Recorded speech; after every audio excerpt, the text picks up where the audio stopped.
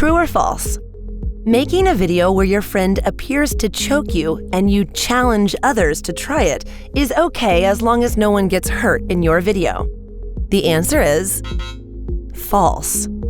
Content that encourages illegal or dangerous activities is not allowed on YouTube. Neither is content that risks serious physical harm or death. A video that depicts illegal or dangerous acts may be allowed if the primary purpose is educational, documentary, scientific, or artistic, and it isn't gratuitously graphic.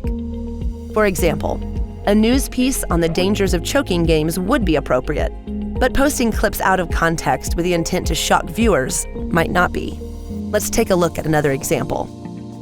A creator uploads a video about how to make a rocket using baking soda, vinegar, and an empty bottle. They encourage viewers to try the scientific experiment with adult supervision. In another video, a creator shows how to make Molotov cocktails and encourages people to use them for riots. Do either of these videos violate our community guidelines? Yes, the second video violates the harmful dangerous policy.